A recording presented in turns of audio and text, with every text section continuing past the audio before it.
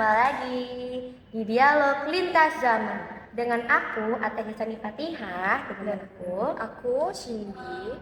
Sebelumnya apa kabar nih teman-teman yang sedang menonton atau mendengarkan podcast ini? Semoga kita semua selalu dalam keadaan baik, sehat dan waras ya. harus ditekankan nih Kak kata warasnya karena pada sekali ini kita akan membahas yang mendalam banget yang bikin dahi mengkerut. Kita akan membahas yang familiar banget dari Senin sampai Jumat yang kita lakukan sehari-hari ini, yaitu tentang pendidikan kita. Waduh, maksudnya ini tentang dunia perkuliahan gitu kali ya? Betul. Tapi tenang aja teman-teman, kita di sini itu bukan mau komplain nih soal tugas yang kita menumpuk atau tentang dosen-dosen killer yang ya membuat kita merinding gitu ya. Tapi di sini mungkin kita akan membahas sesuatu yang pendidikan itu dalam kacamata yang lebih kritis nih. Jadi untuk memulai sesi podcast kita kali ini mungkin pertanyaan dasarnya itu apakah kita itu sebagai mahasiswa itu belajar karena kita itu ingin tahu atau ya mungkin karena kita minat tentang suatu ilmu itu atau sebenarnya itu kita hanya melaksanakan tuntutan-tuntutan demi bisa mendapatkan pekerjaan di masa depan. Waduh, iya nih. Nah, dari pertanyaan pemateri itu, kita akan membahas kali ini yang pembahasannya sedikit mendalam, yang sedikit dahi bikin mengkerut nih, teman-teman. Jadi ya, pada perkuliahan kali ini, pada pendidikan pada zaman sekarang, itu mereka tuh bukan hanya memikirkan tentang belajar dengan ikhlas, belajar dengan tulus, berkuliah dengan tulus, tapi mereka tuh lebih memikirkan nih Kak tentang dapat kerja yang lebih baik, masa depannya tertata. Jadi pola pikir itu tuh sudah disetir sejak awal nggak sih Kak? Ya, betul banget. Jadi kalau kita tarik ke belakang ya, kita ingat-ingat balik sebelum kita masuk ke jadi mahasiswa nih. Pertanyaan yang sering muncul itu justru bukan kayak atau mungkin hampir nggak pernah kita ditanya, kamu minatnya di bidang apa sih? Terus kamu suka meneliti apa gitu kan? Justru malah yang paling sering kita dapat itu pertanyaan kayak nanti jurusan yang kamu ambil itu prospek kerjanya gimana? Terus gajinya itu gimana? Tinggi enggak? Itu. Betul, jadi dari fenomena kata kali ini itu menarik banget buat dibedah nggak sih? Karena dari kita sejak usia dini nih Kak, pendidikan itu sudah dikondisikan perkuliahan itu menjadi investasi modal. Jadi dari awal kita mengambil jurusan, dari awal mengambil kampus kan kita sudah melihat ke depannya mana jurusan yang sering dicari oleh industri, mana nama kampus yang sering diterima oleh industri seperti itu. Betul. Jadi efek buruknya itu mahasiswa itu jadi cenderung nggak belajar itu bukan karena mereka pengen ngerti nggak sih? Betul. Tapi mereka itu justru malah dihantui oleh rasa takut gitu ya. Takut mereka lulusnya itu nggak tepat waktu, Bener. takut mereka nilainya jelek, yang mana itu akan mempengaruhi standar dalam penerimaan pekerjaan, ataupun takut nanti nggak dapat diterima di pekerjaan yang layak gitu kali ya. Betul. Asli sih, aku terjebak banget nih sama kondisi tersebut. Jadi aku nih pribadi ya Kak, perkuliahan itu aku berangkat pagi cuma duduk manis, nyatet materi-pemateri yang di slide, dengerin dosen membahas tentang materi. Kalau mau ujian, malamnya aku belajar, udah ngejelajahin IPK bagus-bagus. Kalau udah ganti semester ya udah materi yang sebelumnya, materi yang semester-semester lalu aku udah lupa loh Kak. Gimana nih ya? Iya kan, justru kalau misalnya kita ingat lagi, misal gimana ya, dosen itu saat dosen itu ngomong materi ini nanti masuk ke ujian ya, nanti kita baru tuh semangat belajarnya muncul. Sebaliknya kalau misalkan dosen itu bilang silakan ya baca buku ini, materi ini tuh sebagai pengayaan aja biar wawasan kalian nambah. Justru malah kita itu malah jadi males nggak sih? Betul. Nah, dari fenomena ini nih, aku tuh mulai merenung, jangan-jangan pendidikan kita itu sudah disetel. Mereka tuh nggak ada rasa ingin tahu cara merdekanya loh Kak. Tapi pendidikan itu sudah di setelan pabrik, setelan industri. Jadi mereka udah disetir dari awal untuk setelan industri tersebut. Nah, pada masalah ini itu sudah dibahas habis-habisan oleh tokoh kita dari Jerman pada abad ke-20 yaitu Max Horkheimer. Ya, oh Max Horkheimer yang itu ya dari masa Frankfurt. Iya betul. Jadi beliau itu punya analisis yang tajam banget tentang fenomena ini. Jadi Horkheimer itu melihat masyarakat modern itu termasuk instrumen di dalamnya itu termasuk ya institusi pendidikan itu juga gimana ya terlalu didominasi oleh penyakit berpikir nih yang namanya rasionalitas instrumental atau rasio instrumental. Nah, mari kita sederhanakan nih rasionalitas instrumen. Jadi, cara berpikir yang mendasarkan tentang manfaatnya. Sesuatu yang bernilai itu mempunyai manfaat, mempunyai fungsinya. Coba bayangkan nih, kalau pemikiran kayak gini itu masuk ke dunia pendidikan. Jadi ilmu pengetahuan itu bukan dipandang sebagai sarana untuk memahami kehidupan atau ibaratnya pengembangan diri manusia, tapi cuma sebagai alat untuk mencapai tujuan ekonomi. Nah, jadi ada sekarang nih banyak orang-orang yang memilih jurusan udah melihat prospek kerjanya gimana, gajinya besar atau enggak. Jadi mereka pendidikan itu menjadi investasi modal dari awal nih Kak. Tuh, kalau dipikir-pikir dengan kepala dingin ya, kondisi kayak gini tuh udah sangat menunjukkan bahwa pendidikan itu sudah semakin tunduk pada logika pasar. Tuh. Jadi pendidikan itu dari awal itu sudah menjadi kompetensi yang nggak ada akhirnya. Jadi SD, SMP, SMA kita sudah mengejar-ngejar nilai yang bagus, sertifikat, biar mempercantik CV kita nih Kak.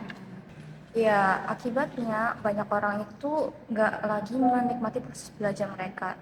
Jadi di sini pendidikan itu dipandang sebagai apa ya? eh, Bahan untuk membranding kita loh, agar kita itu bisa dilirik sama perusahaan-perusahaan, agar kita bisa memenuhi kebutuhan pasar. Dan disinilah kita bisa masuk ke pembahasan mengenai komersialisasi pendidikan oleh Horkheimer nih. Nah, jadi banyak orang yang menganggap bahwa komersialisasi pendidikan itu cuma di biaya pendidikan aja.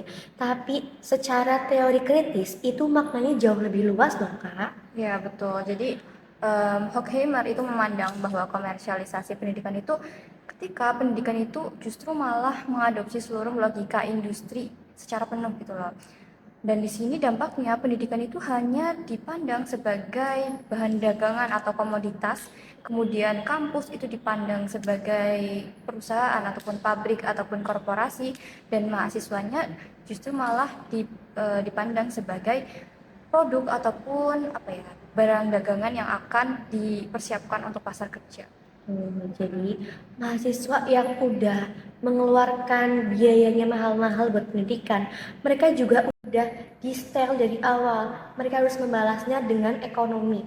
Jadi ruang lingkup untuk berpikir kritis, cara mereka belajar itu seiring dengan waktu itu sudah mulai tersingkirkan. Iya betul, itu sangat memprihatinkan nggak sih? Karena itu udah kayak umum aja gitu, nggak ada yang mempermasalahkan.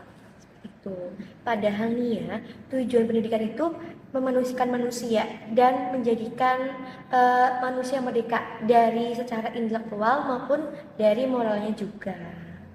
Ya, jadi ketika pendidikan itu hanya untuk menciptakan tenaga kerja yang produktif, itu daripada mahasiswa yang ataupun siswa-siswa yang berkesadaran atau berpikir kritis, disinilah letak dehumanisme pendidikan.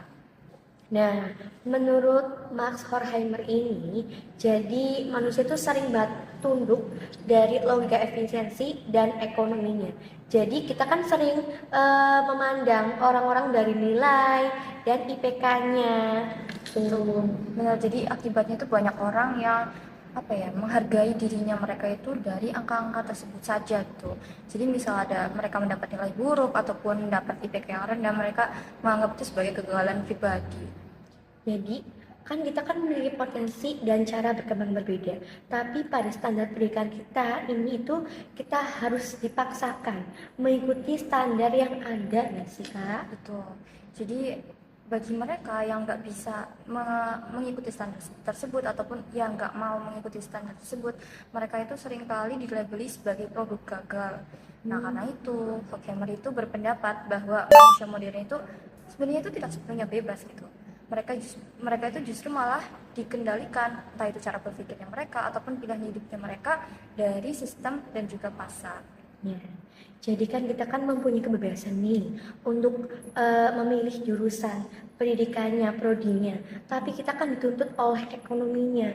Jadi pendidikan kita, jurusan kita, karir kita itu sudah di setel dari setelan pabrik nih Kak, mengikuti aturan dari tuntutan ekonominya.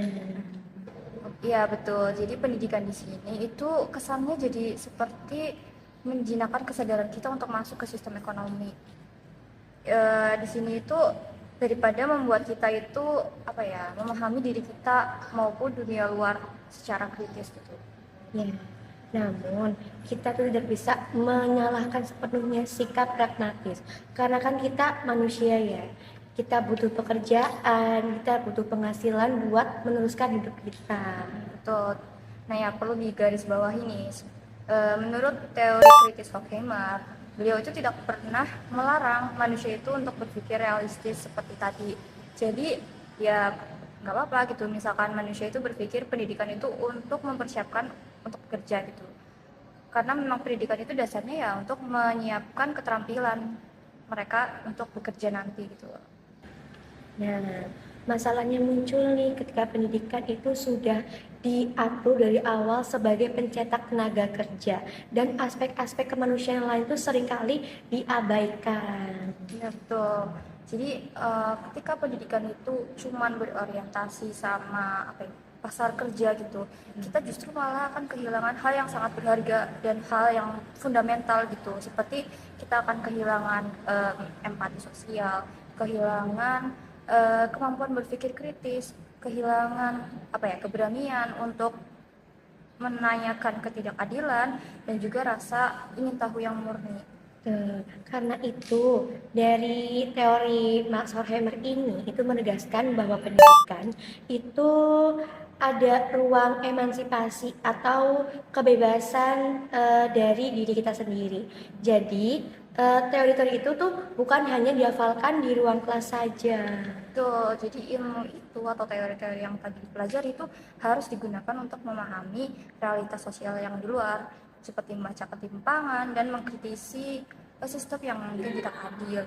Yang pada akhirnya pendidikan yang baik di sini itu tuh bukan hanya menghasilkan manusia yang bisa keterampilannya itu bagus secara teknis, tapi juga manusia yang berkesadaran dan juga manusia yang reflektif dan bisa berpikir kritis. Wah, luar biasa ya pembahasan kita pada episode kali ini.